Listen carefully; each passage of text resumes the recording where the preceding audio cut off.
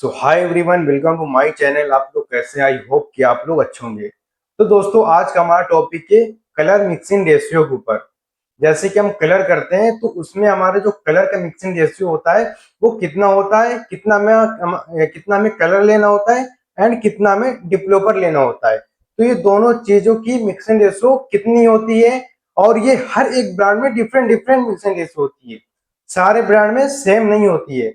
तो ये भी हम क्लियर करने वाले हैं कि हर एक ब्रांड में कितना हमारा मिक्सिंग रेशियो होता है। और हम बात करने वाले हैं जो हमारा ब्लीच होता है, जिसको हम ब्लॉन्डर बोलते हैं, प्रीलाइटनर बोलते हैं, उसका मिक्सिंग रेशियो कितना होता है। जैसे कि उसका एक फिक्स मिक्सिंग रेशियो नहीं होता है, उसका हर एक कंडीशन में मिक्सिंग रेशियो चेंज होता रहता है। तो ये भी आपको मैं क्लियर करने वाला हूँ। तो पहले दोस्तों हम बात करते हैं स्टिक्स के ऊपर। जो हमारा स्टिक्स ब्रांड होता है उसका मिक्सिंग रेशियो कितना होता है। तो हमारा स्टिक्स का 1:1 होता है, यानी कि आपको जितना कलर लेना है उतना ही सेम आपको डिपलोपर लेना है। जैसे कि हमने 50 ग्राम कलर लिया तो 50 ग्राम आपको डिपलोपर भी लेना है। तो ये हमारा स्टिक्स के मिक्सिंग रेशियो हो जाते हैं। अब बाई चांस क्या रहता है कि कुछ लोगों के मन में डाउट रहता है कि अगर जो हमारा डिपलोपर है ये हमारे कलर से ज्यादा हो गया तो हमारे रिजल्ट में क्या इफेक्ट आएगा, एंड कम हमने डिपलोपर लिया तो उसमें क्या इफेक्ट आएगा। तो पहले तो बात करते हैं हम बेस कलर जो होते हैं उसमें। अगर हमने कलर के अकॉर्डिंग जो हमारा सेम मिक्सिंग रेशियो होता है उससे हमने कम डिपलोपर ले लिया तो जो हमारा बेस कलर होता है उसमें इतना इफेक्ट नहीं आता है। जैसे कि हमने कम लिया तो उसमें हमारा सेम ही कलर आएगा, लेकिन हमने ज्यादा डिपलोपर ले लिया कलर के अकॉर्डिंग तो इसमें क्या होता है कि हमारे जो ग्रे कलर होते हैं वो कवरेज नहीं होते हैं। तो आपको हमेशा मिक्सिंग रेशियो सेम रखना है, मेजरमेंट आपको स्केलर लेना है, उसके अकॉर्डिंग करना है। आपको अंदाजे से कभी भी कलर को नहीं बनाना है। वहीं आपका जैसे फैशन सेट होता है, तो फैशन सेट में कंपनी क्या प्रॉमिस करती है कि जो हम सेट दिखा रहे हैं सेट कार्ड में उतना ही हमारा सेम कलर आएगा।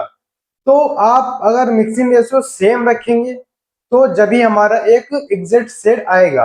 अगर आपका कलर ज्यादा हो जाएगा, यानी कि आपके कलर से डिपलोपर ज्यादा हो जाएगा, तो मिक्सिंग रेशियो हमारा सेम नहीं रहेगा तो हमारा कलर भी चेंज आएगा, यानी लाइट हो जाएगा, या कम लेंगे डिपलोपर तो हमारा डार्क हो जाएगा।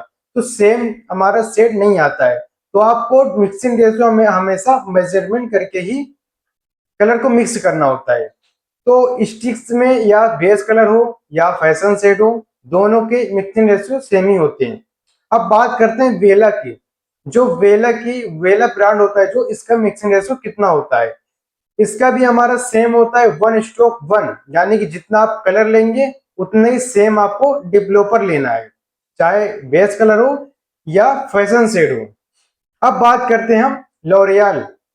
अब लॉरियल में चेंज हो जाता है।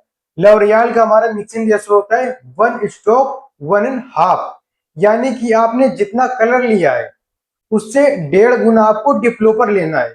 जैसे कि आपने 10 ग्राम कलर लिया तो आपको 15 ग्राम आपको डिवेलोपर लेना है। तो ये हमारा लॉरियल की मिक्सिंग रेशियो होता है। तो अब बात करते हैं हम मैट्रिक्स की मिक्सिंग रेशियो के ऊपर। अब मैट्रिक्स का मिक्सिंग रेशियो हमारा 1:1.5 होता है, यानी कि जितना आपको कलर लेना है उससे 1.5 गुना आपको डिवेलोपर लेना है। जैसे कि आपने 20% आपने कलर लिया तो आप डिवेलोपर आपको 30% लेना है। अब बात करते हैं हम 100 स्कोप के ऊपर। अब 100 स्कोप का भी 1:1.5 होता है, यानी कि जितना आपने कलर लिया उससे 1.5 गुना आपको डिवेलोपर लेना है। अब इसमें क्या होता है कि जो हमारे फैशन एडवांस ब्लॉन्ड सीरीज के कलर होते हैं, यानी 12 सीरीज के कलर होते हैं, तो उसमें जैसे कि लॉरियल हो गया एंड सॉस्कॉप हो गए, तो इसमें जो हमारे ब्लॉन्ड फैमिली के कलर होते हैं हाई लिफ्टिंग, यानी कि 12 लेवल 11 लेवल के कलर जो होते हैं, इसमें मिक्सिंग रेशियो अलग हो जाता है। उसमें हमारा 1:2 रहता है, तो इसमें हमारा अलग हो जाता है। अब इसमें जो हम डेवलपर यूज करते हैं वो 30 वॉल्यूम 40 वॉल्यूम, यानी कि आप 20 वॉल्यूम भी यूज कर सकते हैं, मैं मना नहीं कर रहा हूं, लेकिन ये बहुत ही लिफ्टिंग सीरीज के कलर होते हैं। तो इसमें हमेशा 30 या 40 वॉल्यूम यूज करना होता है, क्योंकि इसको हम जो हाई लिफ्टिक कलर होते हैं इसको डायरेक्ट हम करते हैं एयर पे। तो 30 वॉल्यूम 40 वॉल्यूम ही लेना पड़ता है, क्योंकि ज्यादा हमें हेयर को लिफ्टिंग करना होता है। तो अब बात करते हैं हम ब्लॉन्डर के ऊपर। इसका मिक्सिंग रेशो क्या होता है, क्योंकि हमारा इसका फिक्स नहीं होता है। अब कभी भी आप ओपन हेयर पे, यानी कि आप विदाउट फॉयल आप ब्लॉन्डर कर रहे हैं, तो उसका मिक्सिंग रेशियो होता है 1:1 या 1:1.5।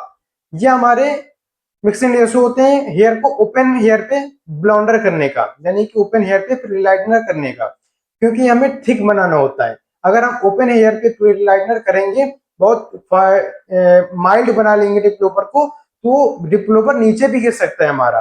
तो थिक बनाना है 1:1 या 1:1.5 लेना है। अब बात करें जैसे हम फॉइल हेयर पे हाईलाइट कर रहे हैं, यानी कि फॉइल के साथ विद फॉइल हम प्रीलाइटनर कर रहे हैं, तो उसमें हम जो इसका मिक्सिंग रेशियो रखेंगे 1:2 इसका मिक्सिंग रेशियो रखेंगे। तो इसमें क्या होता है, आप बहुत ही माइल्ड भी ले लेंगे तो गिरने का कोई चांस नहीं होता, क्योंकि हम फॉइल के साथ कर रहे होते हैं।